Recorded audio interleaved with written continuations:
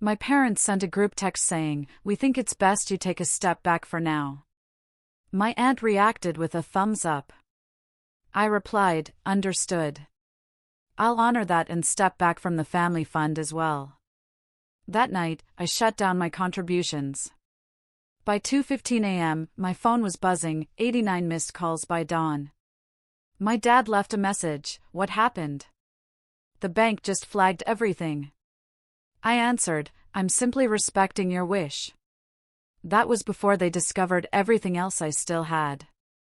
Imagine receiving a text message from your parents, from your entire family, effectively kicking you out.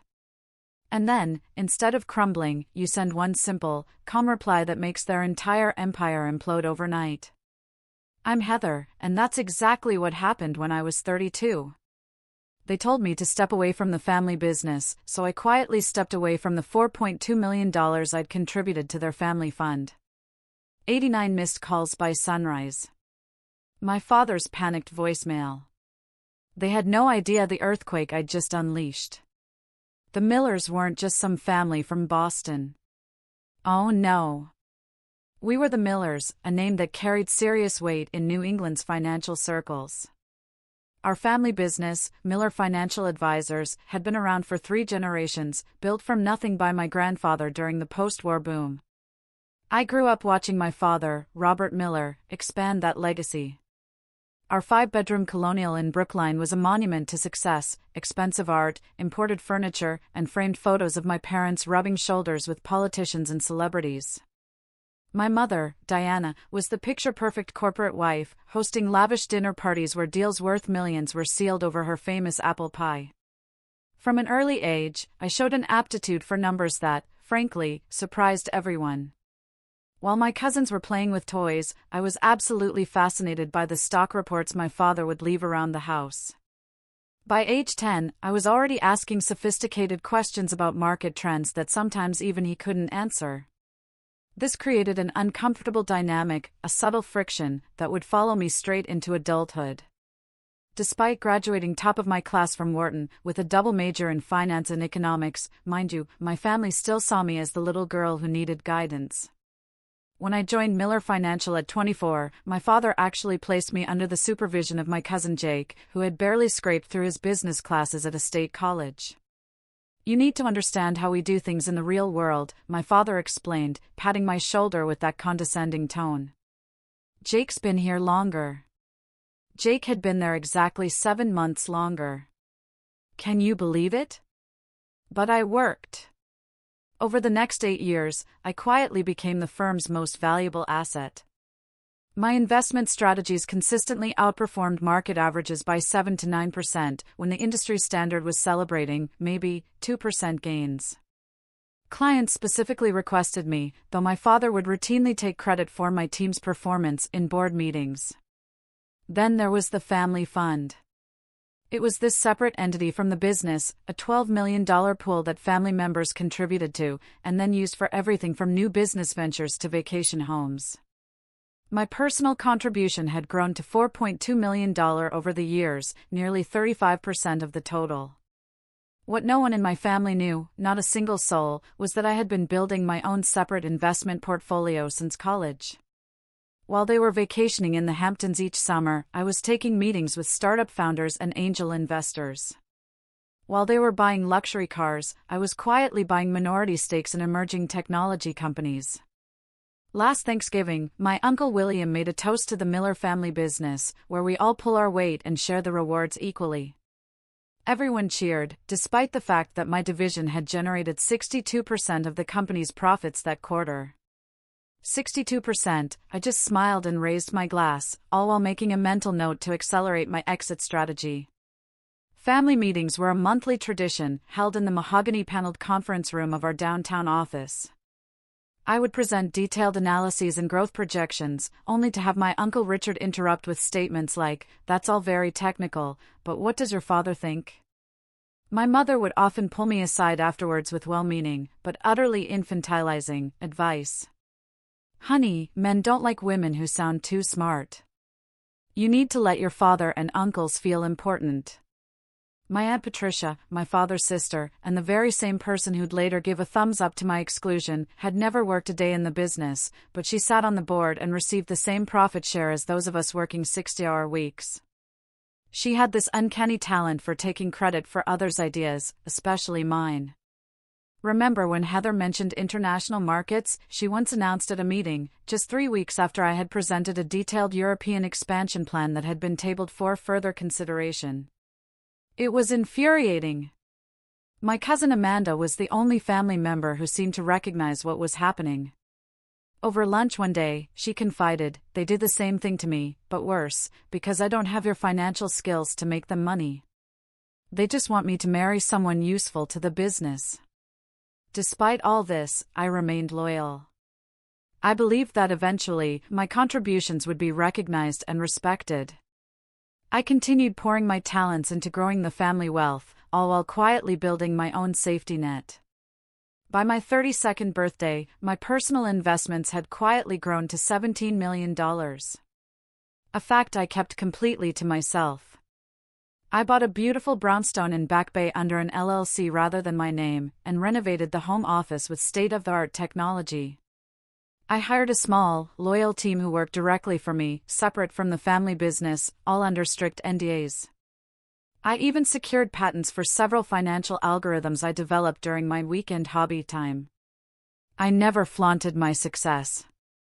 I drove a modest car, lived well below my means, and continued showing up at Miller Financial every single day to make money for people who didn't appreciate me. Some might call it strategic patience. Others might call it conflict avoidance. Either way, it was about to change. Big time. The quarterly planning meeting last month started like any other. The entire extended family gathered in our conference room, with my father at the head of the table. I had prepared a comprehensive presentation on a new investment strategy that could potentially increase our high-net-worth clients' returns by 12%. As I distributed my carefully prepared reports, my cousin Jake walked in 15 minutes late, carrying nothing but a coffee cup and his phone. "Sorry I'm late," he announced, not sounding sorry at all. "I was just wrapping up a call with the Donovan account." The Donovan account was actually my client, but I had asked Jake to sit in on one preliminary call while I finished work on these quarterly projections. My father beamed, "No problem, son. Client relationships always come first. Why don't you tell us how that's going before Heather starts with all her numbers?" Just like that, the first 20 minutes of the meeting were devoted to Jake taking credit for 6 months of my work with the Donovans. I sat quietly, watching family members nod approvingly as Jake misrepresented key aspects of the strategy one had developed. When it was finally my turn to present, I had barely gotten through my second slide when Uncle Richard cleared his throat. "This all seems unnecessarily complicated," he said, not bothering to hide his dismissive tone. "Our clients trust the Miller name because we keep things simple and reliable." My Aunt Patricia nodded vigorously. "Exactly. All these algorithms and technical strategies just confuse people." I took a deep breath. Actually, our client surveys indicate they're specifically coming to us for more sophisticated approaches. The market has changed, and if we don't adapt, we'll start losing accounts to firms that are embracing these new methodologies. My father tapped his pen on the table, a signal I'd learned meant he was getting impatient. "Heather, theory is one thing, but we deal in practical realities here." "This isn't theory," I replied, trying to keep my voice even. "I've already implemented this approach with the Westfield portfolio as a test case. They've seen a 14% return in just 1 quarter. There was a moment of surprised silence before my father responded. "You implemented this without authorization? That's not how we do things here." I felt heat rising in my cheeks. "I discussed it with you last month. You said to do whatever I thought best with the Westfield account since it was underperforming." "I certainly didn't authorize a complete strategy overhaul," he replied, though we both knew he had barely listened during that conversation, distracted by a golf tournament on the office television. Jake, of course, jumped in. "I have a simpler approach we could consider." He had nothing prepared. No slides, no data, not even a notepad. Yet for the next 30 minutes, the family listened attentively as he essentially repackaged ideas I had presented last year, with key components missing that would actually make them work. Now, that's the kind of straightforward thinking clients expect from the Miller name, my father said proudly when Jake finished. Let's develop Jake's approach for next quarter. After the meeting, I tried to speak with my father privately in his office. Dad, I'm concerned about the direction we're taking. The strategy Jake proposed has significant gaps that could expose clients to unnecessary risk. My father was checking sports scores on his phone. Heather, you're too caught up in the details. This business was built on relationships and instinct, not just numbers and charts. But the numbers and charts are what keep us compliant with regulations and actually growing client wealth, I pointed out. He finally looked up. You know what your problem is? You've never trusted the family way of doing things. Always thinking your fancy degree makes you smarter than everyone else. I was stunned. That's not true.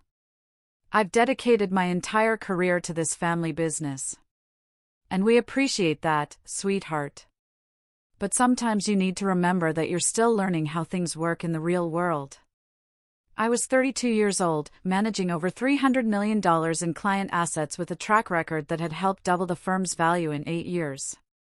And I was still learning. As I left his office, I overheard my Aunt Patricia talking to my uncle in the break room. Heather's presentations give me a headache, she was saying. All those charts and big words, like she's trying to make the rest of us feel stupid. Robert needs to rein her in. And my uncle agreed. The girl doesn't understand our culture. Never has. I quietly stepped away, a cold realization settling in my stomach.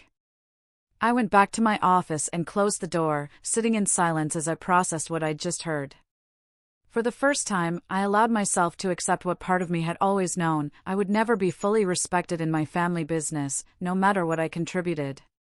That evening, rather than joining the family for our usual post-meeting dinner, I went home to my brownstone and began reviewing my personal affairs. I confirmed that all my independent business dealings were properly separated from family assets. I checked that my patents and intellectual property were securely in my name alone. I reviewed client contracts to confirm which relationships were legally tied to me personally rather than the firm. I wasn't planning anything specific yet, but something had shifted, and I knew I needed to be prepared. The next week brought more subtle slights and dismissals. In a client meeting, my father interrupted my explanation of a tax strategy to translate it to English, essentially oversimplifying my advice to the point of inaccuracy.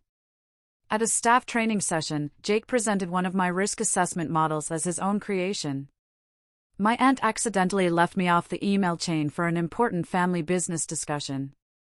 These were just paper cuts, little jabs that chipped away at my patience.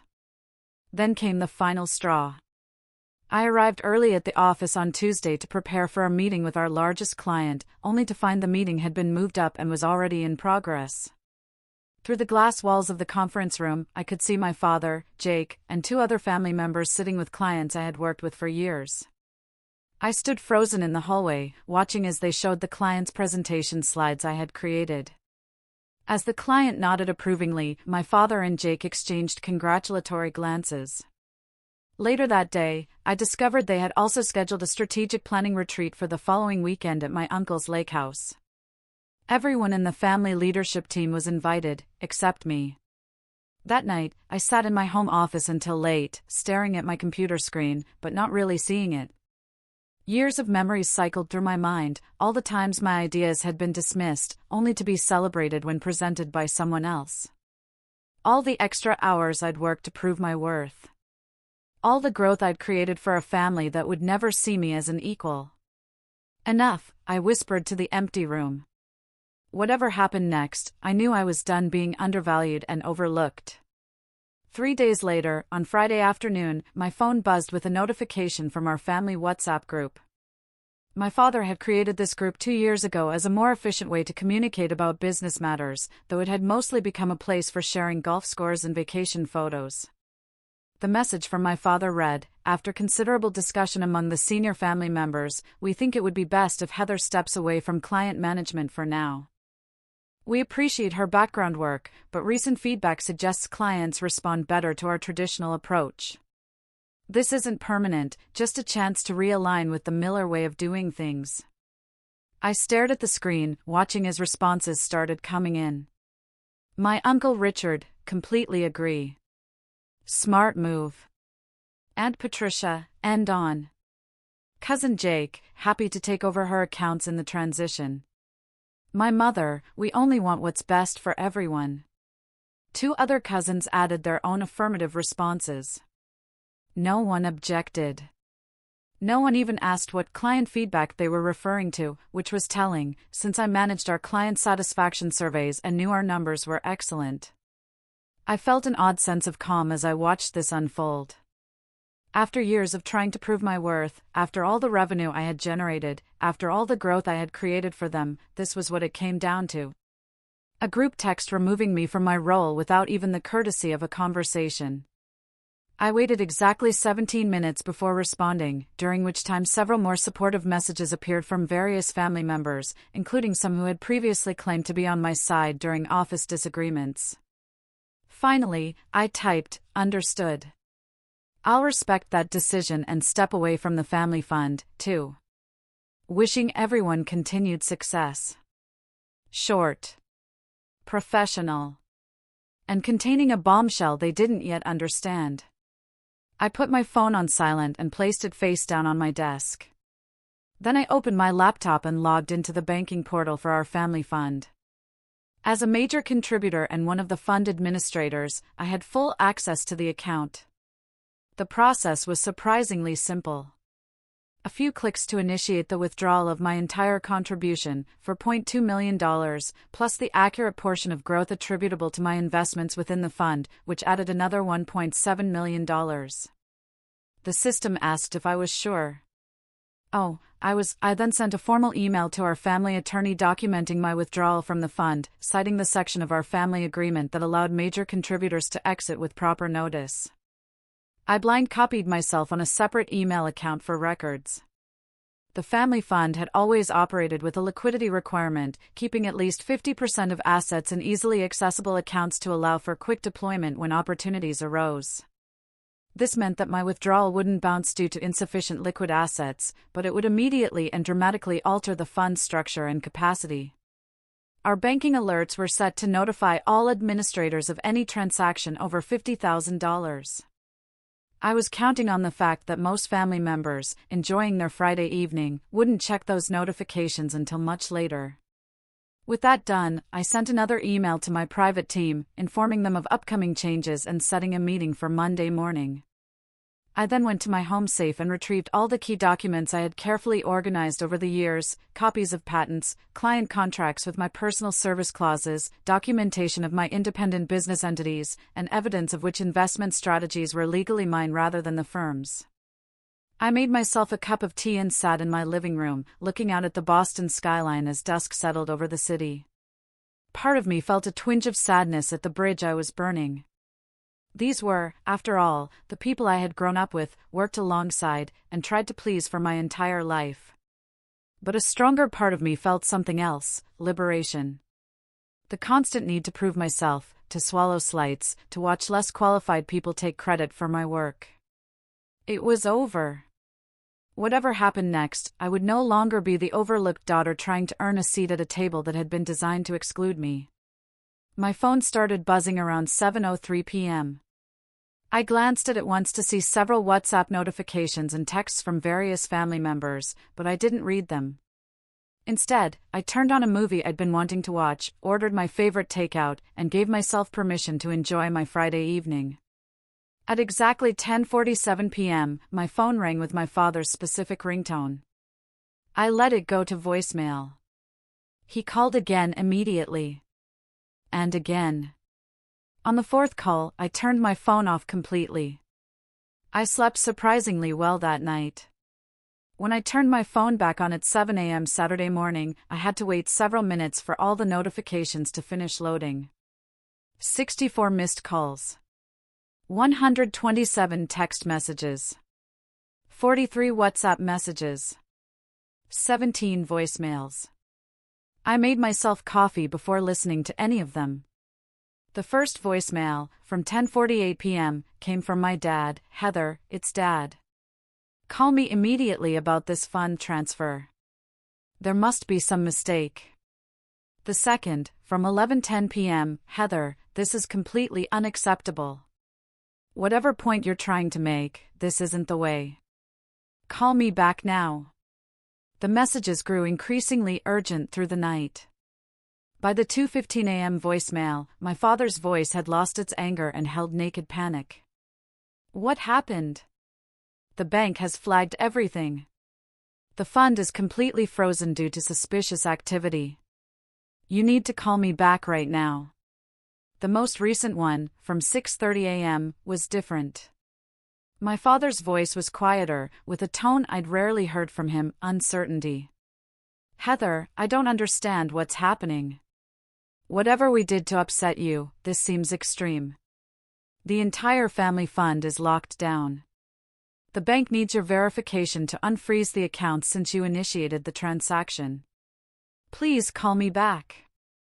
Please, I finished my coffee, took a shower, and dressed in my favorite outfit, a well-tailored blue suit that had always given me confidence. Only then did I send a single text message to my father. I'm honoring your decision. You asked me to step away, and I have. I've withdrawn my personal contribution as allowed under Section 7.3 of the Family Fund Agreement. The bank freeze is standard procedure for large transactions and will resolve once they complete their verification process. I've already submitted my documentation to them. Within seconds, my phone rang. I declined the call. Then I sent one more text, I'll be available to discuss this on Monday at 9 a.m. at my home office. The address has been emailed to you. Then I turned off notifications and prepared to enjoy my weekend, knowing that across town, my family was just beginning to realize what I had done, and that it was only the start. What I didn't tell my family was that I had a friend at the bank. Not in any improper way, nothing that would violate banking regulations. But Sandra and I had gone to college together, and she now worked as a senior manager at the institution handling our family fund. She couldn't share specific information, but she did call me Saturday afternoon. Your family is creating quite a scene, she said, a hint of amusement in her voice. Your father has been on the phone with 3 different departments. Your uncle showed up in person and demanded to speak with the president of the bank. I'm sorry about that, I replied. Don't be, Sandra said. From what I can tell, everything you did was completely by the book. The freeze is just standard protocol when a significant percentage of a large fund is withdrawn suddenly. It's an anti-fraud measure. I know, I said. And I've already submitted all the documentation showing I'm entitled to those funds, which is why it should be resolved by Monday. She confirmed. Though I doubt that will calm them down in the meantime. She wasn't wrong. Through various notifications that kept appearing despite my efforts to mute them, I caught glimpses of the family meltdown. My phone would light up with preview snippets. Uncle Richard, this is sabotage. She can't just. Aunt Patricia, I always said she was too emotional. Cousin Jake, what about the Henderson deal we were counting on? My mother, Heather, honey, please just talk to us. We can fix. By Saturday evening, the tone of the messages had begun to shift from outrage to desperation. The family had apparently begun to understand the full implications of my withdrawal. The Henderson deal Jake mentioned was a $20 million commercial real estate project the family had been planning to invest in. The fund would have provided the down payment, with financing covering the rest. Without my portion, they were now significantly short of the required cash, and the bank freeze meant they couldn't access even the remaining funds in time to save the deal. 6 months of work and a potential $3 million profit were evaporating. My cousin Amanda was the only one who sent a different kind of message. Good for you. They never appreciated what you brought to the table. Want to get coffee next week? I actually smiled at that one and sent back a simple yes. Saturday night brought a new wave of calls and messages. This time it wasn't just family members. Clients had apparently begun to hear rumors and were concerned about their accounts. My father had given out my personal cell number, suggesting people contact me directly about the temporary technical issue with some accounts. This crossed a line, involving outside clients in a family dispute. I spent 2 hours sending carefully worded reassurances to clients, clarifying that their individual investment accounts were completely separate from the family fund and entirely unaffected. I also noted that I would be happy to discuss their portfolios directly on Monday if they had any concerns. I was careful not to disparage the family business or give any indication of the internal conflict. These were relationships I had built over years, and regardless of what was happening with my family, I maintained my professional ethics. Around midnight, our family attorney, Jonathan, called. Unlike the others, he was calm and measured. "Heather, I've reviewed your withdrawal documentation, and everything appears to be in order legally. However, the timing and manner of this action have created significant challenges for the family operations." "I understand that," I replied. "But as you've confirmed, I've acted within my rights." He paused. "Your father has asked me to propose an immediate restoration of the funds with a renegotiated leadership role for you within the company." "I appreciate the offer," I said, "but I'm not making any decisions right now. I'm happy to discuss options on Monday morning." Another pause. "He's also mentioned the possibility of legal action regarding intellectual property and client relationships." Now it was my turn to pause. This was a weak threat, and Jonathan knew it. All of my patents and proprietary strategies are registered in my name personally, not the company's. As for client relationships, I'm sure you've reviewed the contracts and noticed the personal service clauses in many of them. But again, I'm happy to discuss all of this on Monday. He sighed. "I'll relay your position. For what it's worth, I've advised against any legal posturing. It wouldn't serve anyone's interests." "I agree," I said. "Good night, Jonathan." By Sunday morning, the family strategy had shifted again. Now came the emotional appeals. My mother left a tearful voicemail about family loyalty and how my grandfather would be disappointed. My Aunt Patricia, who had given the thumbs up to push me out, now sent a long message about how she had always admired my business acumen and felt we needed to support each other as women in finance. Uncle Richard tried a different approach, sending a gruff text suggesting I was overreacting to standard business restructuring and needed to get over my hurt feelings for the good of the family.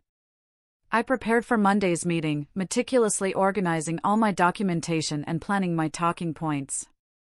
I wasn't interested in revenge or drama. I simply wanted recognition of my value and respect for my contributions. Sunday night, my home security system alerted me to someone at my door. Through the camera, I saw my father standing there, looking uncharacteristically disheveled.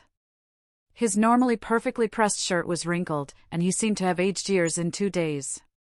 I considered not answering, sticking to my Monday morning timeline, but something in his defeated posture moved me. I opened the door but didn't invite him in.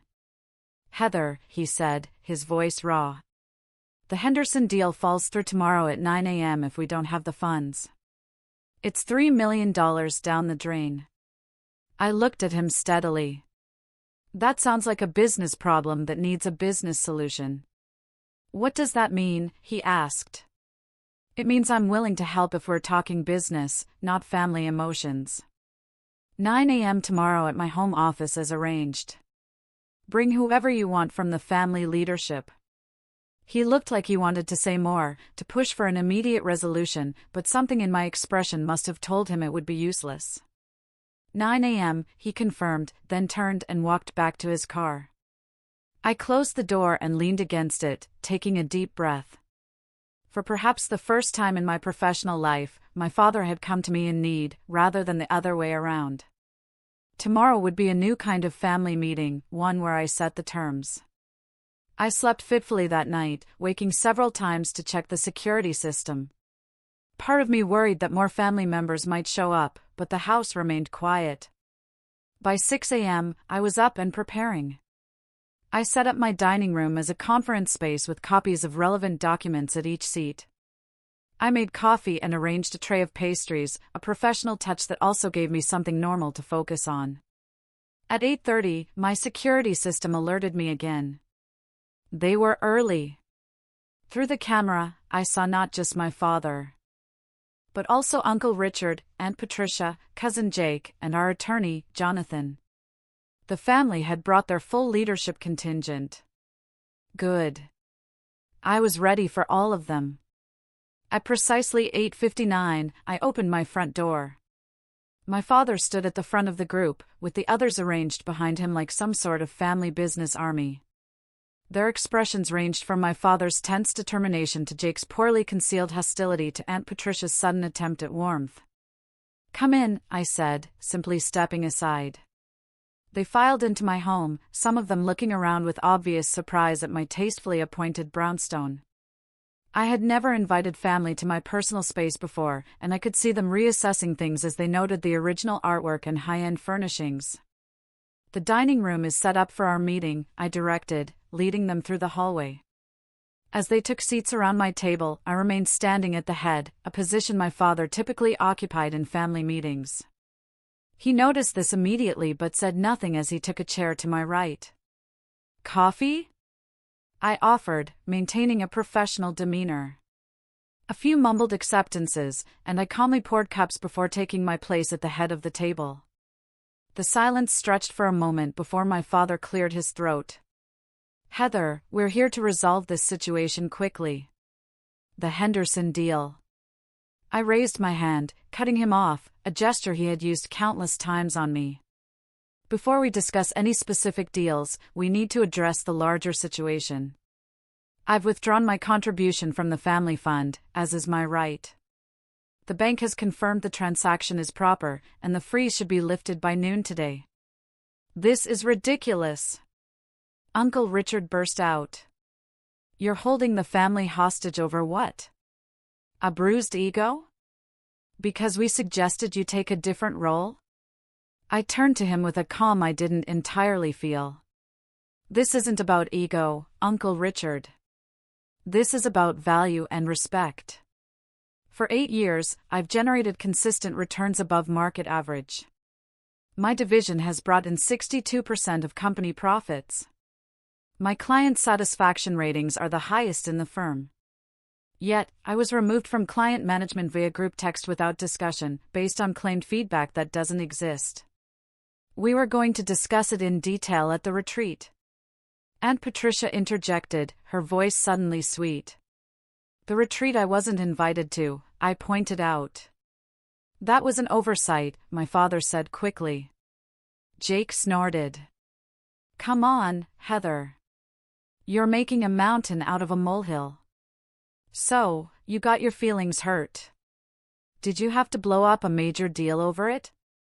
I turned to Jake, maintaining my composure. "I didn't blow up anything. I simply withdrew my personal contribution, which happened to be a larger percentage than anyone anticipated. That reveals the real problem here. You've all been taking my contribution for granted, both financially and professionally." My father leaned forward. "Whatever mistakes we've made, and I admit there may have been some, this response is disproportionate. You've put a $3 million deal in jeopardy. A deal that apparently couldn't happen without my money, yet I wasn't consulted on," I noted. Jonathan, our attorney, spoke up for the first time. "Perhaps we could focus on immediate solutions first, then address the longer-term concerns afterward. The Henderson deadline is the most time-sensitive issue." I nodded. "That's reasonable. I'm prepared to wire $5 million to the family fund this morning, sufficient to cover the Henderson down payment with a buffer." Everyone started talking at once, relief evident in their voices, until I raised my hand again. "But this will be structured as a loan from my personal holdings to the family fund, with standard market interest rates and specific repayment terms. Jonathan can draw up the paperwork immediately." The relief around the table faltered. "A loan?" my father asked. "You're going to charge your own family interest?" This is a business transaction, I replied evenly. Which is how you've always insisted we approach things at Miller Financial. I'm offering market rate financing on extremely short notice to save a valuable deal. Any other lender would charge significantly higher rates given the time constraints. Jonathan nodded reluctantly. She's right. It's actually quite a reasonable offer under the circumstances.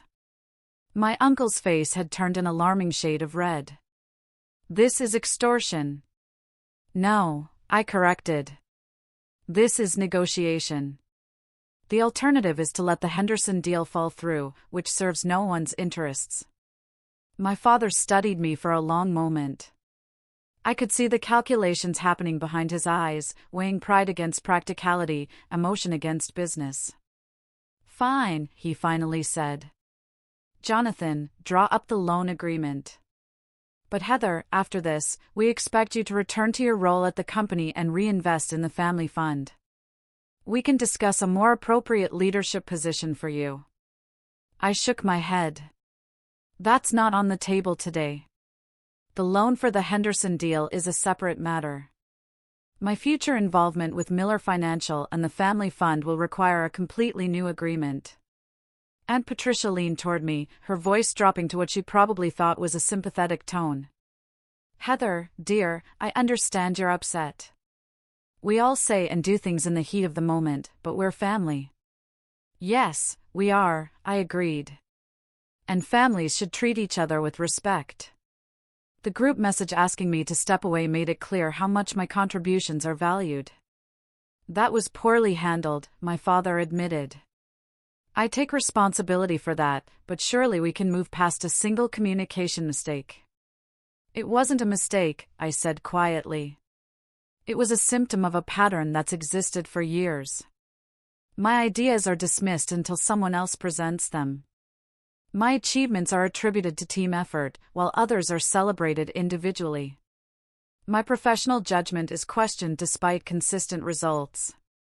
I looked around the table. I've contributed immense profit to this family, and in return, I've been treated as an afterthought. That ends today. The room fell silent as the full impact of my words sank in. For the first time, I wasn't backing down or smoothing things over. I wasn't accepting a pat on the head and a promise to do better next time. Finally, Jake broke the silence with a dismissive laugh. This is all very dramatic, but let's be realistic. You need the Miller name and connections as much as we need your number crunching. Where exactly do you think you're going to go? That was the opening I had been waiting for. I smiled at Jake. That brings us to the next item on our agenda. I pressed a button on a small remote, and the large television on the dining room wall lit up with a presentation. The first slide showed a logo I had designed myself, Heather Miller Capital Management. I've been operating my own investment firm as a separate entity for the past 4 years. I explained, advancing to the next slide, which showed impressive growth charts. My personal clients have enjoyed average returns of 17% compared to the 9% at Miller Financial. The shocked expressions around the table gave me a satisfaction I tried not to show. That's not possible, my father said. You've been working full-time at our firm. When would you have had time to run another business? Evenings, weekends, the vacation days I never took, I replied. While everyone else was at the lake house or on European trips, I was building something of my own. Uncle Richard's face had moved from red to nearly purple. This is a violation of your employment contract. You can't compete with the family business. I slid a document across the table to Jonathan. My employment contract specifically allows for personal investment activities as long as they don't directly solicit Miller Financial clients. I've adhered to that completely.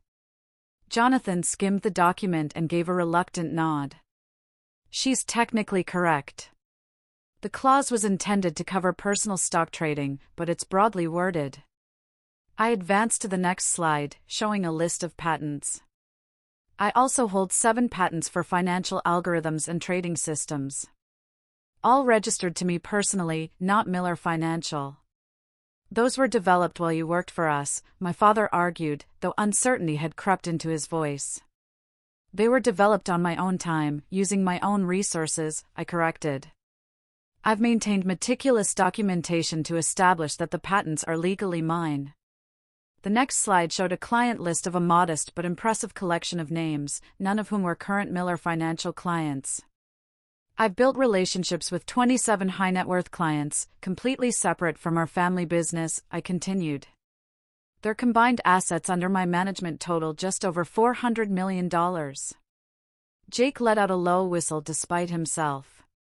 Furthermore, I said, moving to another slide, 17 current Miller Financial clients have personal service agreements with me specifically.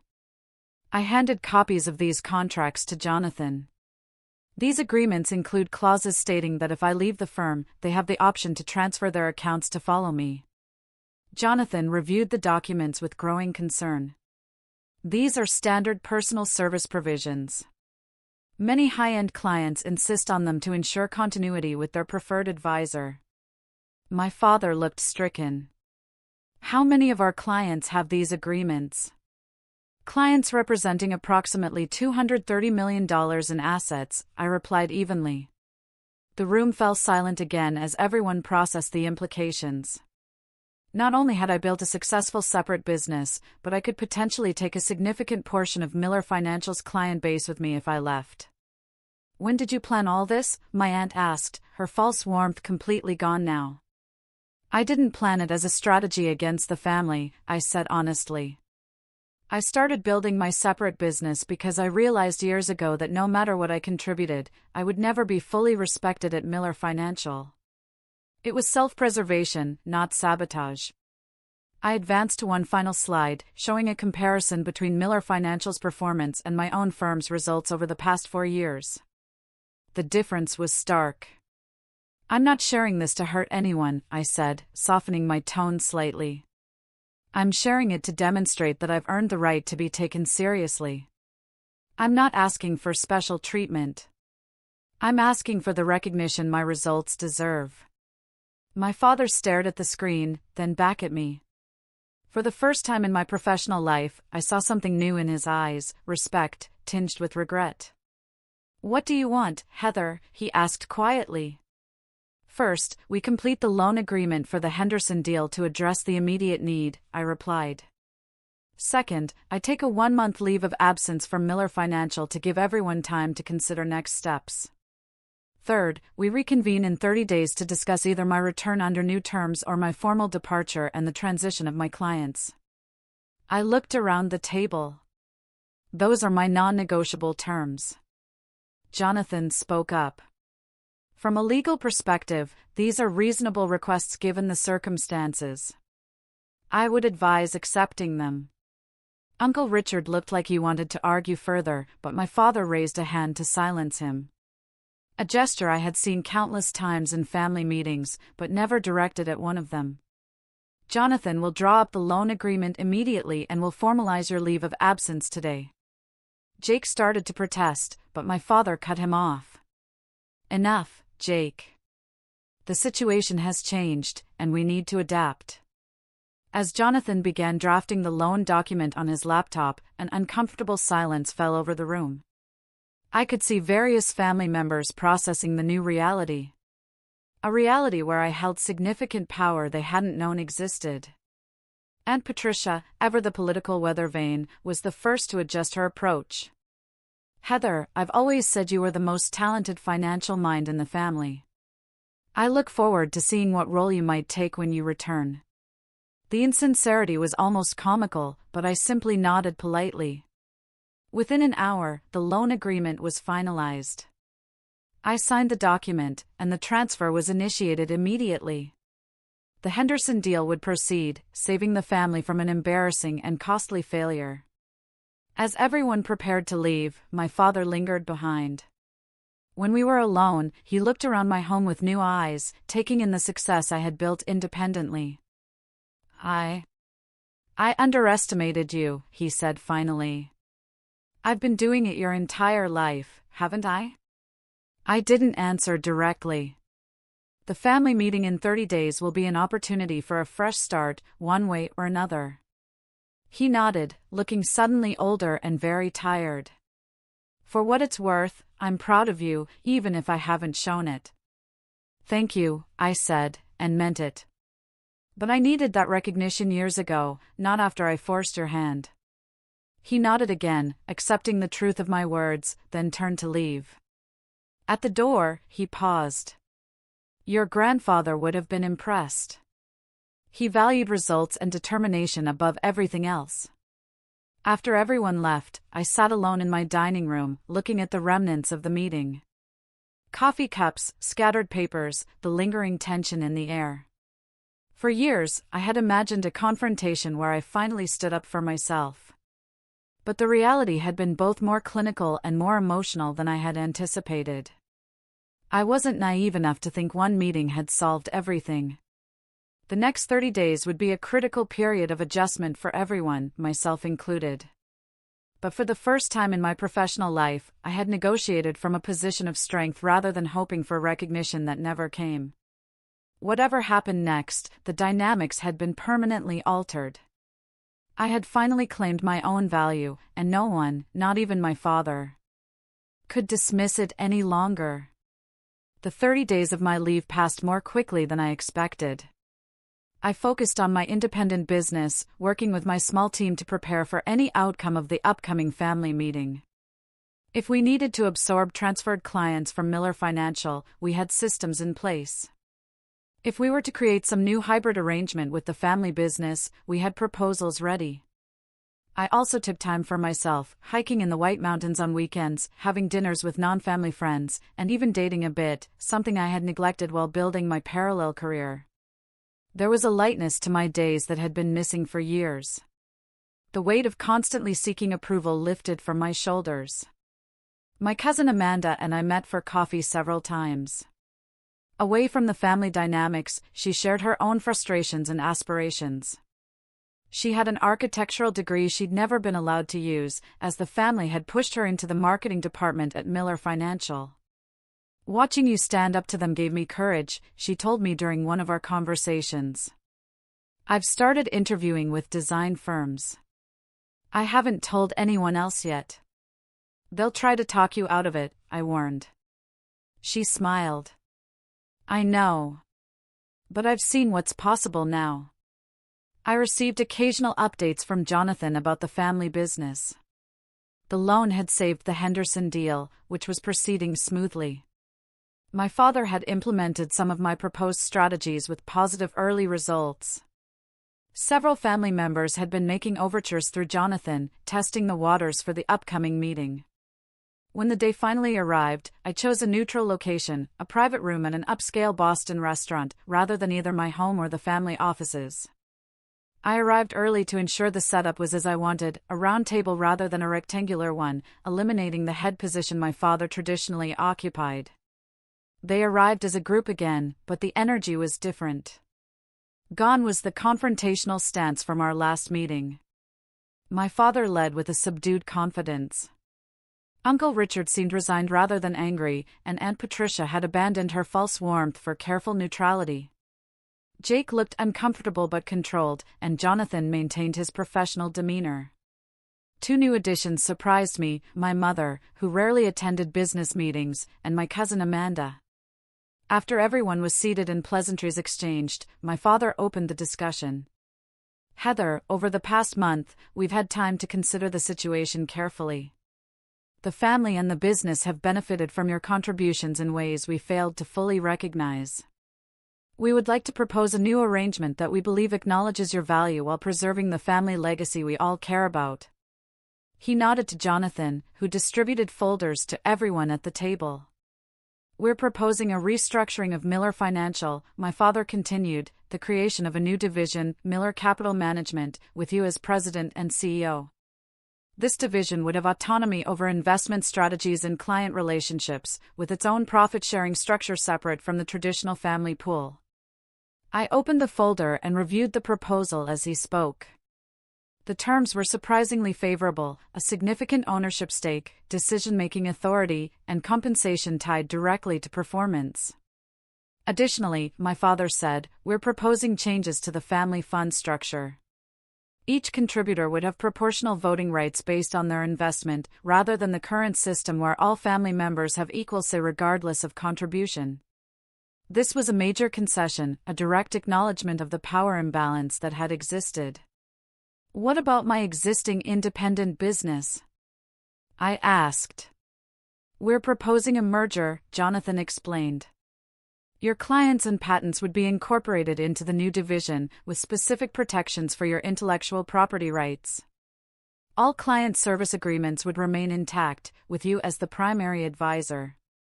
I considered the proposal carefully. And leadership succession? The same issues could arise again in the future. My father nodded. The restructuring includes a merit-based succession plan for all divisions. Leadership positions will be determined by performance metrics and client outcomes, not seniority or family politics. It was a comprehensive proposal, addressing most of my concerns. The family had clearly done serious work during my absence. I'll need time to review the details, I said. Of course, my father agreed. We're not expecting an immediate decision. Uncle Richard, who had been uncharacteristically quiet, spoke up. I want to acknowledge something, Heather. I've been dismissive of your approaches because they weren't how we've traditionally done things. The results speak for themselves, and I was wrong to resist change that clearly benefits our clients. Coming from my uncle, this was the equivalent of moving mountains. Aunt Patricia added, the family business needs to evolve. Your generation brings perspectives we need to embrace, not resist. Jake shifted uncomfortably before adding, I've learned a lot reviewing your client strategies over the past month. There's a depth to your approach that I hadn't fully appreciated. These admissions, while clearly difficult for them, showed a significant shift in the family dynamic. My mother reached across the table and squeezed my hand briefly. A simple gesture of support that meant more than she probably realized. I appreciate everyone's willingness to reconsider our working relationship, I said carefully. I'll review the proposal and respond within a week. As the meeting concluded, Amanda caught my eye with a small smile of encouragement. Whatever I decided, I knew I had at least one family member who understood what this moment meant. The days that followed involved careful analysis of the proposal with my team and independent legal counsel. There were negotiations on specific terms, clarifications of authority boundaries, and detailed discussions about the integration of my existing business.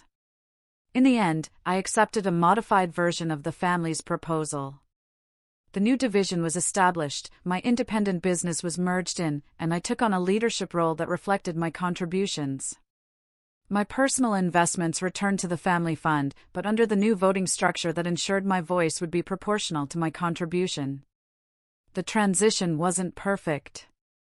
Old habits occasionally resurfaced, my father instinctively trying to override decisions, Jake taking credit in client meetings, and Patricia making subtle undermining comments. But now there were structures in place to address these issues. And more importantly, I had proven my willingness to walk away if necessary. Over the following year, Miller Capital Management outperformed every other division of the family business. New clients were attracted by our innovative approaches, and existing clients benefited from enhanced returns. My cousin Amanda eventually left to pursue her architectural passion with my full support and a small investment from me in her new design firm. Family dynamics shifted gradually. My father and I developed a new relationship based on mutual professional respect, rather than the parent-child dynamic that had undermined us for years. Some family members adapted better than others, but all recognized that the business was stronger for the changes we had implemented. One evening, nearly a year after the group meeting, my father called me into his office. He had just finished reviewing the quarterly results. I've been thinking about your grandfather lately, he said unexpectedly. When he handed the business to me, he said something I didn't understand at the time. He said, the best legacy isn't preservation, it's evolution. I think I finally understand what he meant. I looked at my father thoughtfully. Evolution is harder than preservation. It requires admitting that the original form might not be perfect. He nodded. Pride makes that difficult. I was so focused on maintaining what he built that I resisted changes that would have made it better. He smiled slightly. Even when those changes came from the person most committed to its success? Precisely. He paused. It's never too late to evolve. The journey from being undervalued to being respected hadn't come easily. It had required me to build leverage, to be willing to walk away, and ultimately, to force a confrontation I would have preferred to avoid. But the outcome wasn't just better for me. It was better for the entire family and the business we had all dedicated ourselves to. The most valuable lesson wasn't about finance or business strategy. It was simpler and more universal. Respect isn't given freely. It must sometimes be claimed. Worth isn't determined by others' recognition of it, but by your own knowledge of your value and your willingness to stand firm in that knowledge. Have you ever had to take a dramatic stand to make people recognize your value? I'd love to hear your stories in the comments below. Thanks for watching.